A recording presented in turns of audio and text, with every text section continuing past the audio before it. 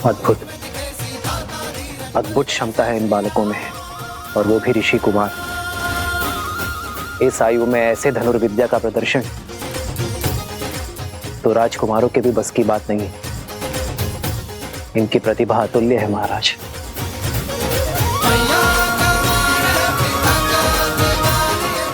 अरे रुको!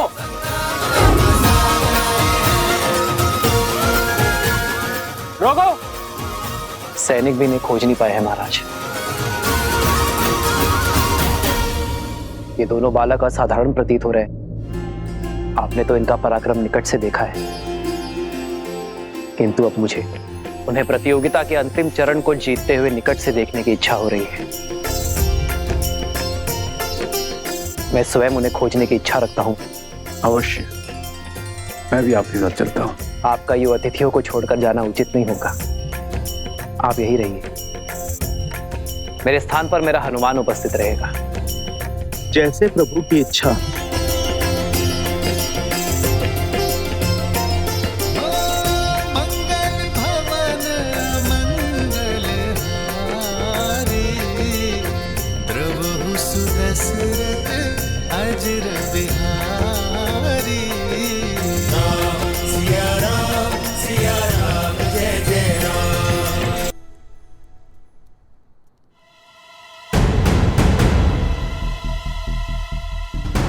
कुश, चलो प्रतियोगिता क्षेत्र के तनिक निकट चलते हैं। अब यहाँ सब हमारी खोज में लग जाएंगे।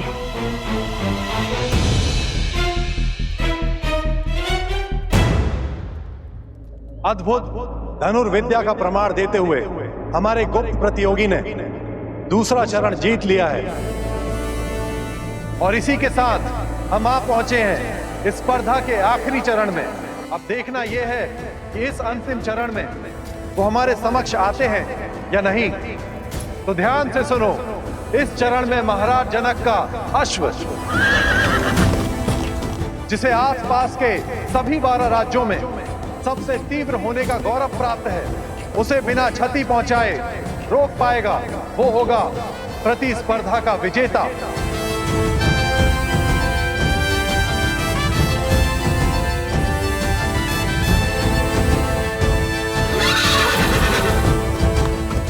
ये तो सच में असंभव है। भैया, अश्व के आसपास बाणों का घेरा बनाने से कोई लाभ ही नहीं होगा। वो एक छलांग में उसे पार कर लेगा। यहाँ से तो सब असंभव लगता है। अश्व भी दिखाई नहीं दे रहा है, और प्रतियोगिता क्षेत्र तो उस और है ना। चलो उस वृक्ष पर चढ़ के देखते हैं, कदाचित कोई मार्ग दिखे।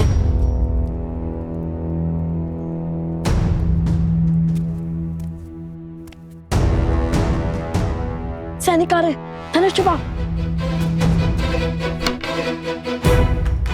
ये लो।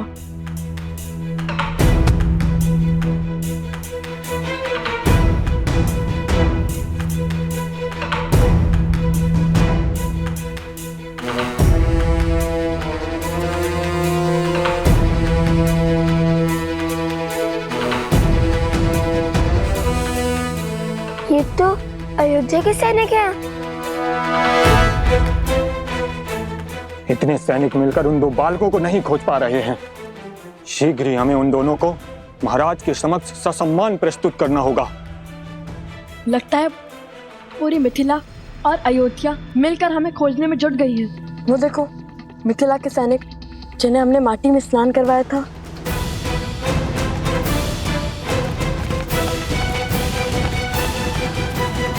ये अकस्मात रुक क्यों गए? लगता है राजघराने से कोई आ रहा है।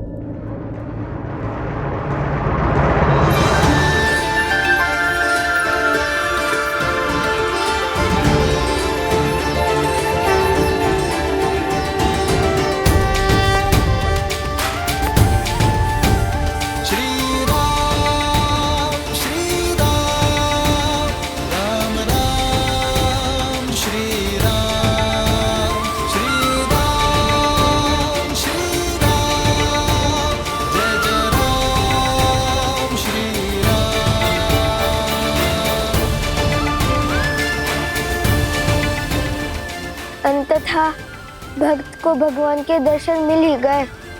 हमारे आराध्य, हमारे भगवान बिल्कुल वैसे ही जैसे सीता मैया ने विभीषण जी को बताया था।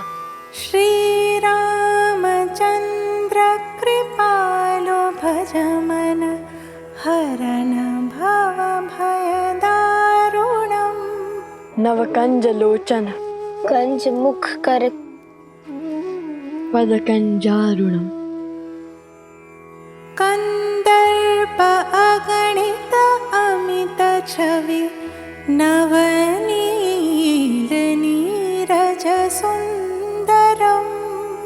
पटपीत मानहु तडित रुचि शुचि नौमि जनक सुतावरम।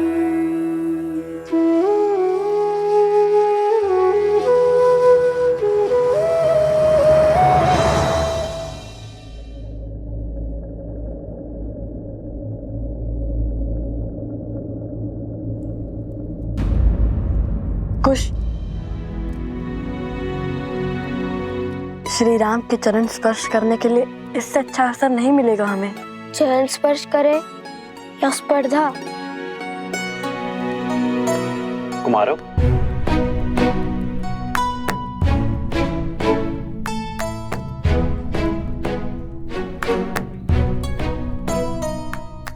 आभास होता है ये भार बहुत अधिक है।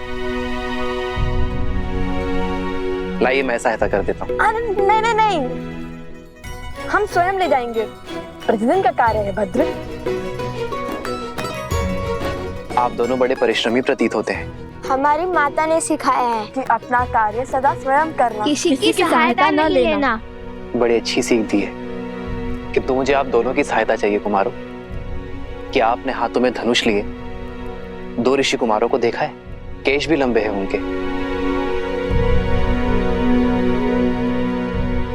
हाँ हाँ, उस ओर गए वो दोनों ऋषि कुमार।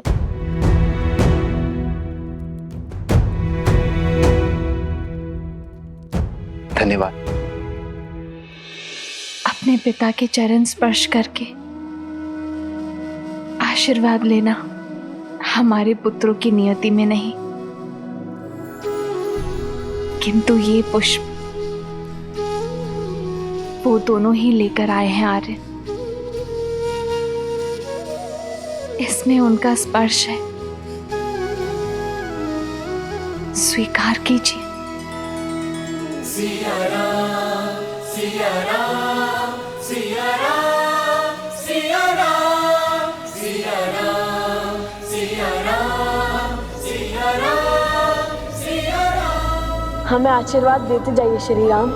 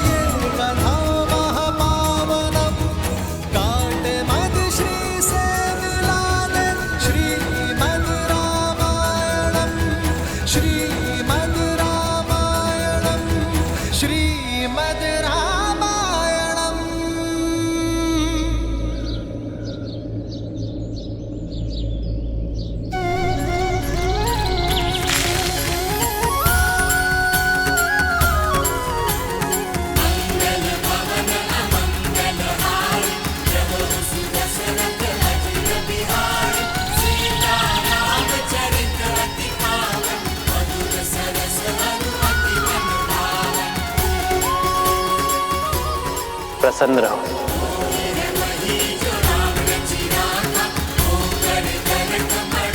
चिरंजीवी रहो, यशस्वी रहो।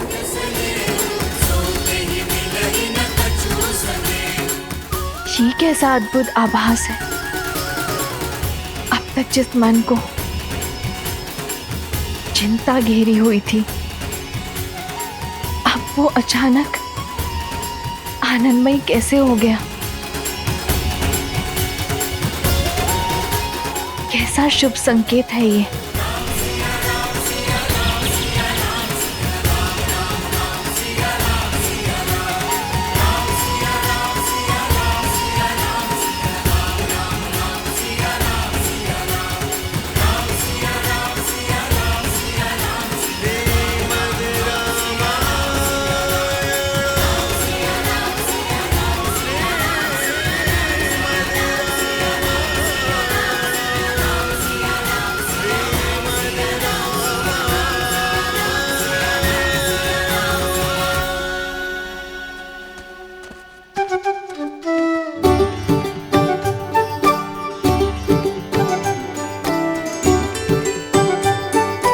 बुरी बात।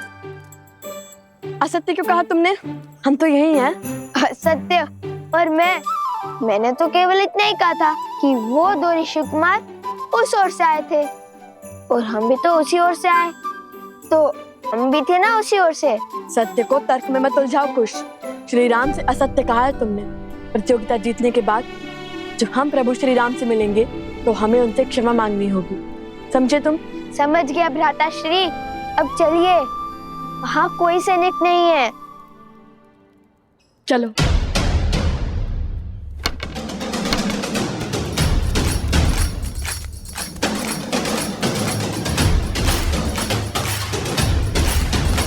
भैया, अब तो अंतिम स्पर्धा बची है, उसके बाद छुपने छुपाने के खेल से मुक्ति मिल जाएगी।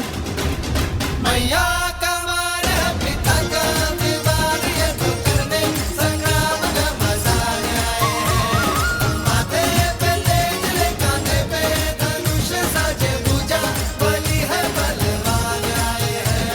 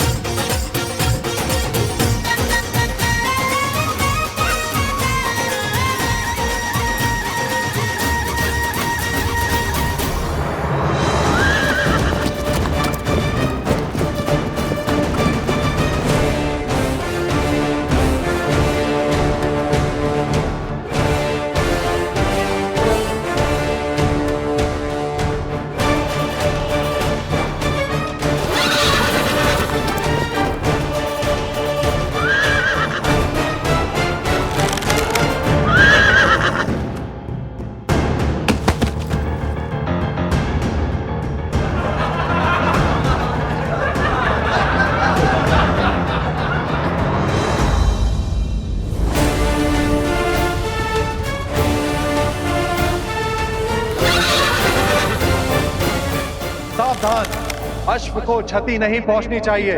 जानता हूं, मैं तो केवल इसे भयभीत कर रहा था।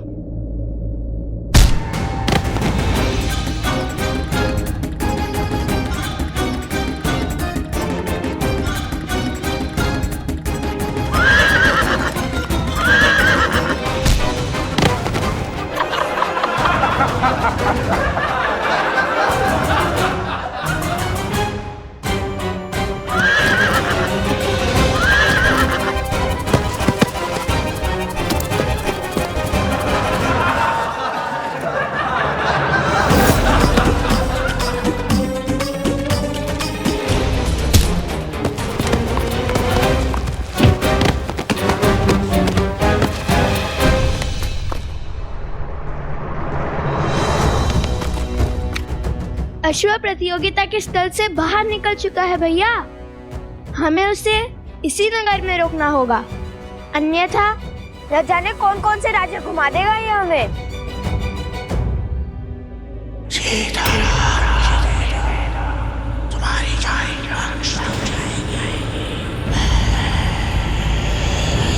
ये किस राक्षसी शक्ति का आभास हुआ मुझे? आर्य सुमंत। जी महाराज। आप सैनिकों को लेकर उस ओर जाइए, मैं यहां देखता हूं। जी महाराज। भैया, मुझसे लक्ष्य तो भेज दिया, किंतु इस अश्व को कैसे रोकेंगे? श्री राम से क्षण भर की भेंट भी जन्मों के संकट टाल देती है। तुम देखना, उनके दर्शन का लाभ अवश्य मिलेगा हमें। किंतु उन्होंने तो कभी कोई अश्व नहीं रोका था। रोका था क्या?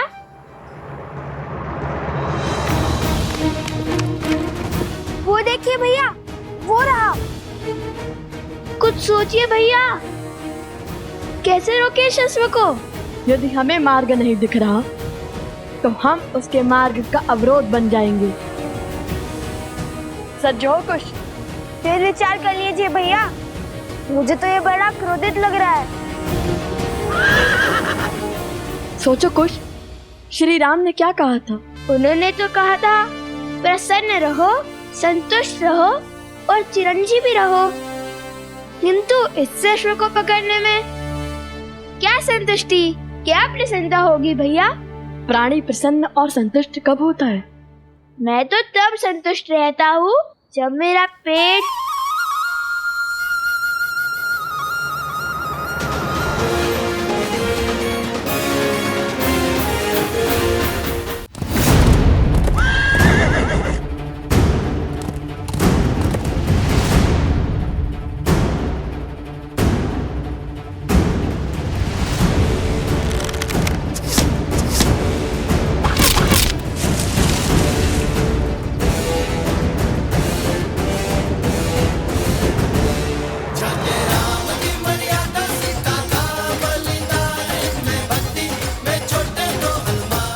प्राणी तब संतुष्ट होता है जब उसका पेट भरता है।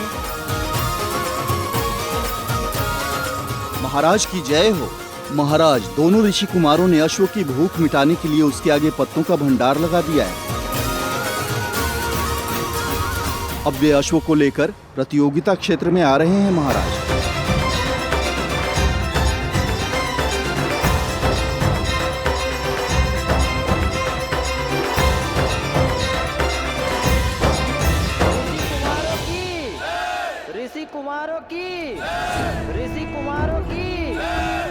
लगता है तुम्हारे मित्र स्पर्धा जीत गए हैं। समय आ गया है जब उस प्रतियोगिता क्षेत्र में उन्हें पुरस्कार मिल रहा होगा। तब पूरे नगर के समक्ष तुम्हें उन्हें जीवन का सबसे बड़ा आघात देना होगा। संसार को बताना होगा कि लवकुश सीता के पुत्र है। जो सत्य देवी सीता ने संसार से छुपाए, स्वयं भगवान वाल्मीकि भी जिसे उजागर नहीं करना चाहते, वो आप क्यों सबके सामने लाना चाहते हैं? क्या मिलेगा आपको माता सीता और लव कुश को दुख पहुंचाकर? जिज्ञासा, ये सत्य जब सामने आएगा तो संसार में विविध प्रकार के विचारों का जन्म होगा। कोई राम से इसलिए घृणा करेगा क्योंकि उसने अपनी गर्भवती पत्नी का त्याग किया। कोई सीता पर संदेह करेगा। मैं कुछ नहीं कहूंगा, चाहे तो आप मेरे सर के टुकड़े टुकड़े कर दे। लगता है मुझे अपनी मायावी शक्तियों से ही तुमसे अपनी बात मनवानी पड़ेगी।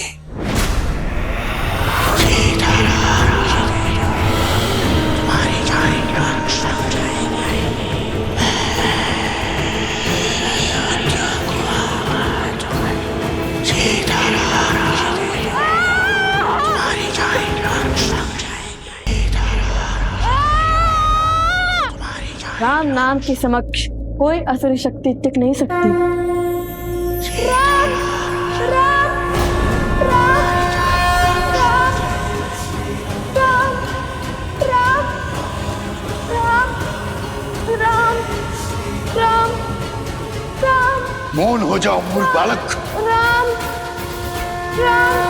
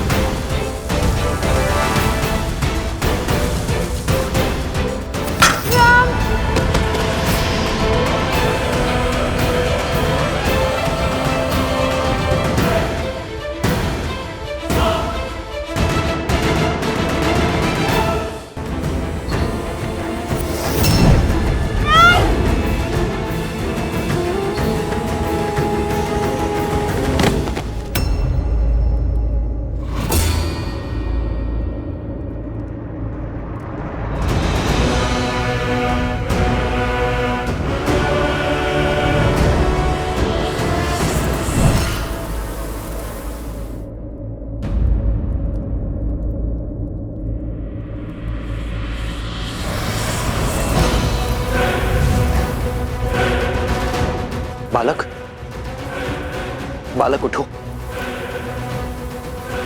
मुझे पराजय स्वीकार नहीं है राघव। मैं तुमसे जीत के रहूंगा, तुम्हें हरा कर रहूंगा मैं।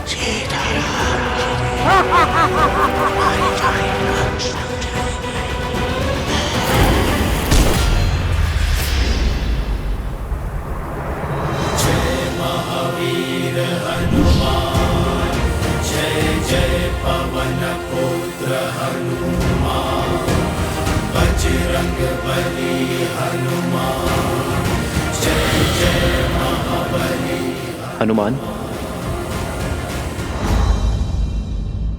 ये समय प्रहार करने का नहीं, प्रहार से बचने का है। बचा सकते हो तो बचा लो अपना राम राज्य।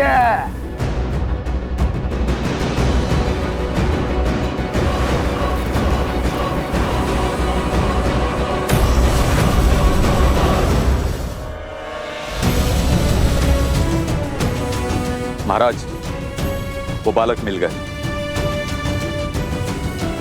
इस बालक को संभालिए आर्य सुमंत। जी महाराज। मुझे इसी क्षण जाना होगा आर्य सुमंत। रथ को सज्ज कीजिए।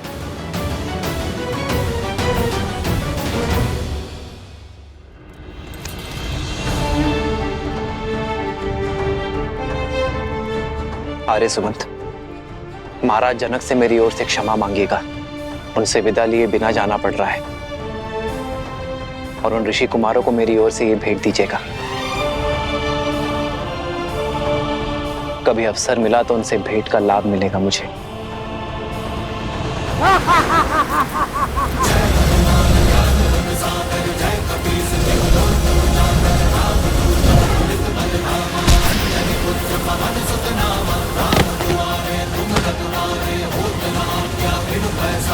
प्रभु के पाश में बंधने को सज्ज होना दुष्ट।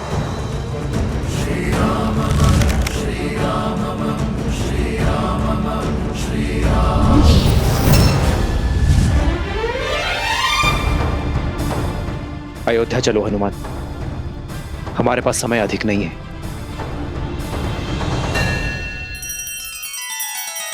श्री रामचंद्र कृपालु भजु मन हरण भव भय दारुणम नव कंज लोचन कंज मुख कर कंज पद कंजारुणम। सिया राम, सिया राम, सिया राम, सिया राम, सिया राम, सिया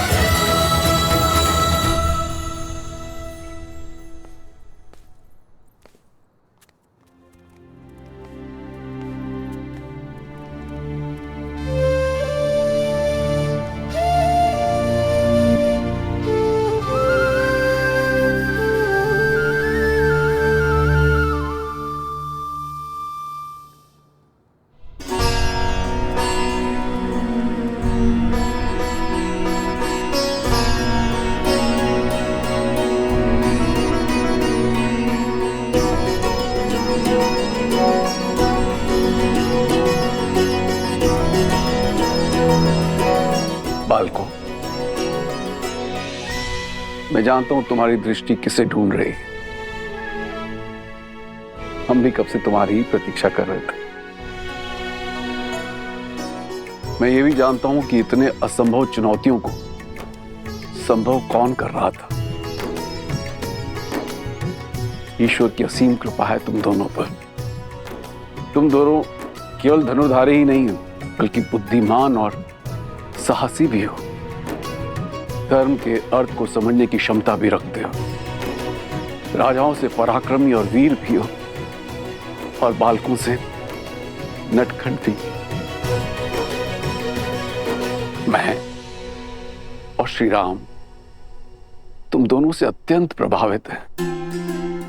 और सत्य तो यह है कि जितने उत्सुक तुम दोनों हो श्री राम से मिलने के लिए, उतने ही उत्सुक श्री राम भी थे तुम दोनों से मिलने के लिए।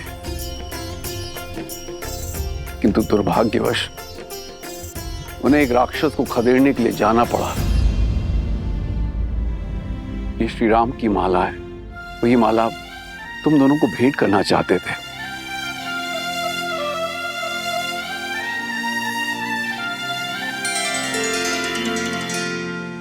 कितना सुंदर रूप है, कितना सुंदर भाव और स्वभाव है। इतनी नम्र छवि तुम दोनों को देखकर किसी का स्मरण हो आया।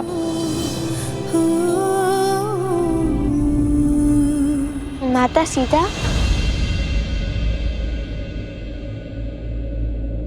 माता सीता भी श्री राम के साथ है। बताइए ना, माता सीता है उनके साथ?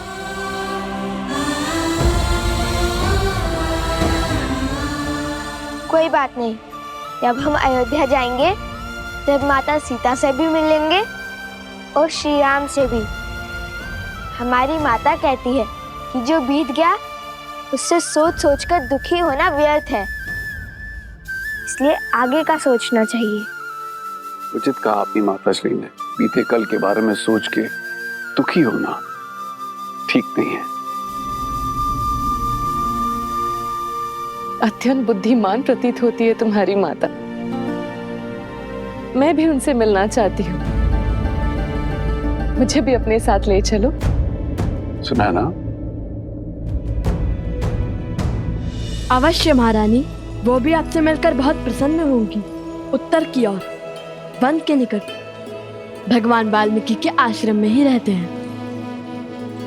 उचित है, हम शीघ्र ही आश्रम आएंगे तो भगवान वाल्मीकि का आशीर्वाद लेंगे। आप लोग यहां से प्रस्थान करें और आपकी भेंट, आपका पुरस्कार स्वीकार करें।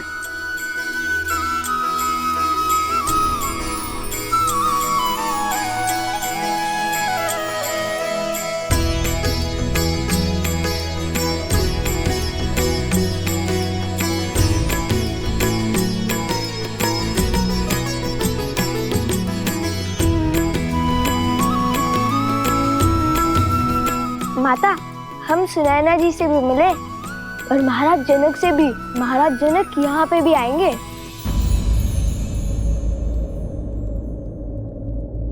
महाराज जनक यहाँ आएंगे? हाँ माता। मुझे मिथिला में हुए हर प्रस्ताव के विषय में बताओ। अभी नहीं माता, हम मिथिला से विजेता बनकर लौटे हैं और हमारे उपगुरु वो भली भांति पराजित होकर आए हैं। उनका स्वागत तो कीजिए। पराजित होकर? किससे और कहाँ है उपगुरु? आश्रम के बाहर है, विजेता की सेवा कर रहे हैं। हाँ, लौटते हुए पूरे मार्ग में सेवक की भांति सेवा करते हुए आए हैं। कभी जल का घड़ा तो कभी फल की टोकरी लेकर आए हैं। किसके लिए? आप सभी को मेरा प्रणाम। ये प्रसूता है, मेरी धर्मपत्नी।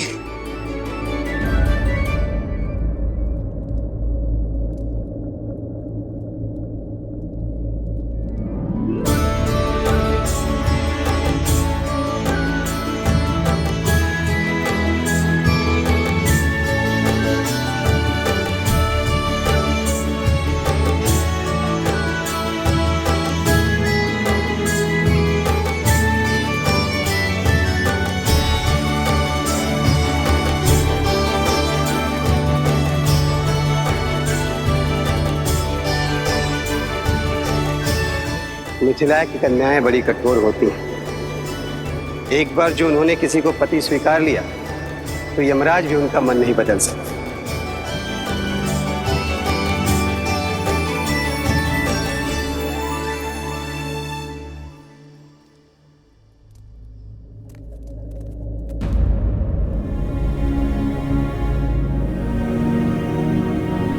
ये क्या, सब चले क्यों गए? क्या हमसे कोई भारी भूल हुई है?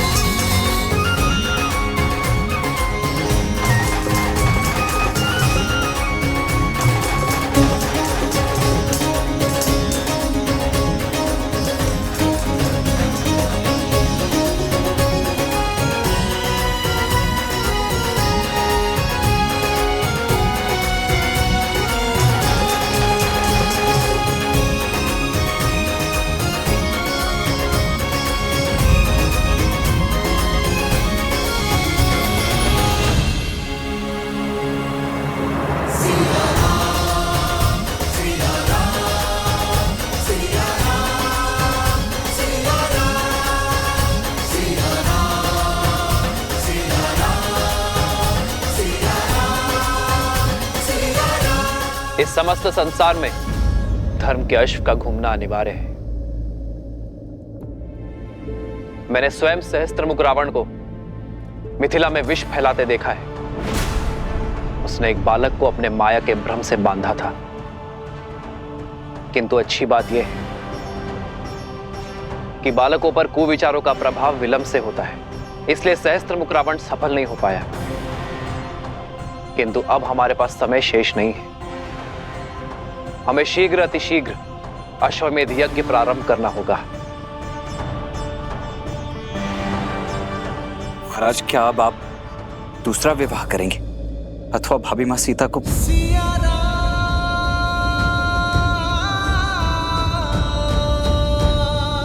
तो अब आगे के लिए क्या आज्ञा है महाराज?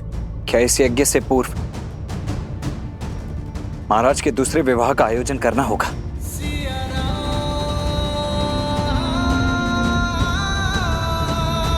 इसकी कोई आवश्यकता नहीं है लक्ष्मी। विवाह तो मैं कर चुका हूं।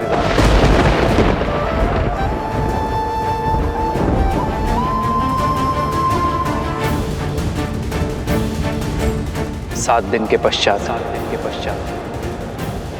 मैं प्रजा के सामने अपनी पत्नी के साथ उपस्थित हो जाऊंगा।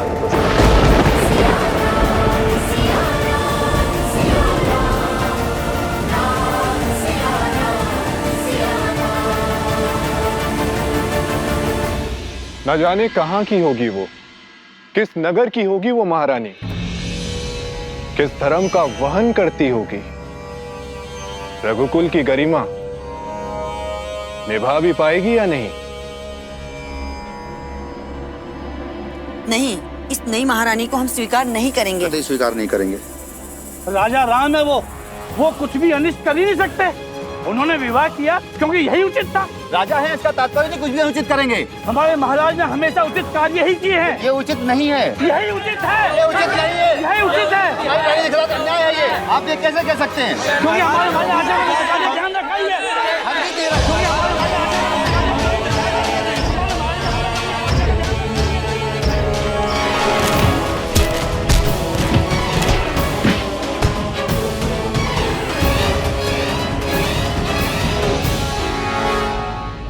माता, वैसे भी उचित ही हुआ। महारानी सीता के बिना श्री राम तो अधूरे हैं। जब हम मिलेंगे तब माता सीता भी होंगी श्री राम के साथ।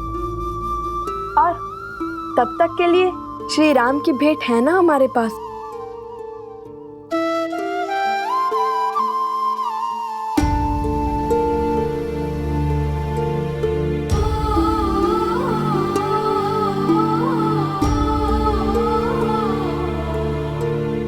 देखिए ना माता, कितना सुंदर हार है। राम सिया राम सिया राम सिया राम, राम सिया राम सिया राम, राम सिया राम सिया राम सिया राम, राम सिया राम सिया। मेरे साथ ना होकर भी मुझे पथ दिखाया है तुमने सीते।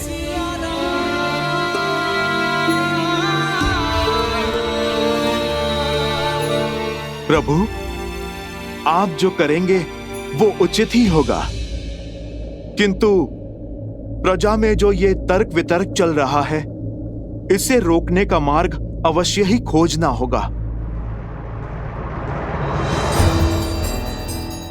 अपने हृदय को और दृढ़ बनाने के लिए मुझे तप का मार्ग खोजना होगा हनुमान।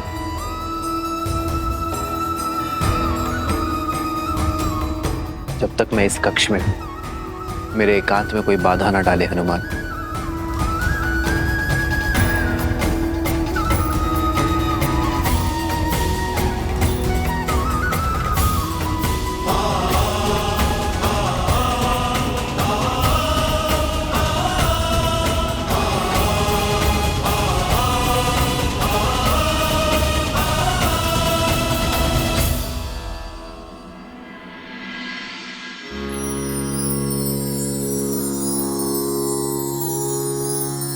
या कुन्देन्दु तुषार हार धवला या शुभ्रवस्त्रावृता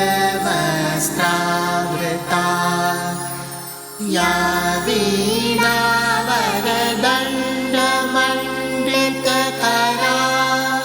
या श्वेत पद्मासना या ब्रह्माच्युत शङ्कर प्रभृतिभिः देवे सदा वन्दिता सा मां पातु सरस्वती भगवती निशेषजाड्यापः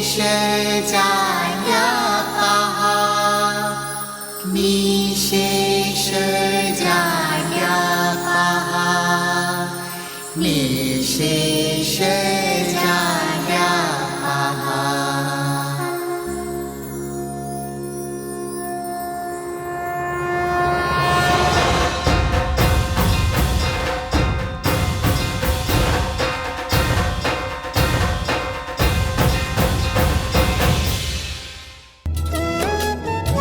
भगवान वाल्मीकि का आशीर्वाद सदा तुम पर बना रहे पुत्रों।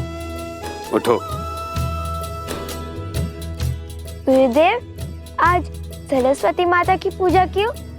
बताता हूँ, परंतु इससे पहले ये बता दूं कि भगवान वाल्मीकि की क्या इच्छा है। पुत्रों, तुमने मिथिला में अपने शौर्य का परचम लहराया, किंतु अब भगवान वाल्मीकि कुछ और चाहते हैं। उनका आदेश धनुष बाण का त्याग कर हाथ में वीणा उठाने का है, क्योंकि संपूर्ण व्यक्तित्व वो होता है जिसमें केवल बल और बुद्धि ही नहीं, कला भी सम्मिलित हो। और कला के बिना प्रभु भी पशु हैं। कला तो रावण के पास भी थी। बल, बुद्धि, कला और धर्म, ये चार स्तंभ से व्यक्ति का व्यक्तित्व बनता है। रावण के पास बल, बुद्धि और कला तो थी, किंतु धर्म नहीं था। और वो धर्म क्या है गुरुवर? उस धर्म को भी जान जाओगे जब अपने अगले प्रवास से लौटोगे। कहाँ का प्रवास? अयोध्या।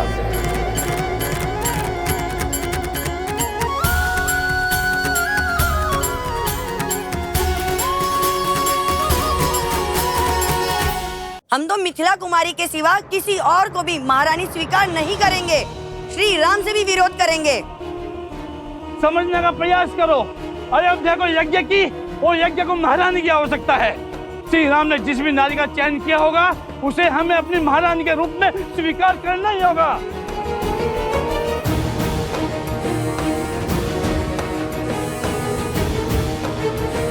कौशल राज राजा रामचंद्र की, राजा रामचंद्र की, राजा रामचंद्र की, राजा रामचंद्र की।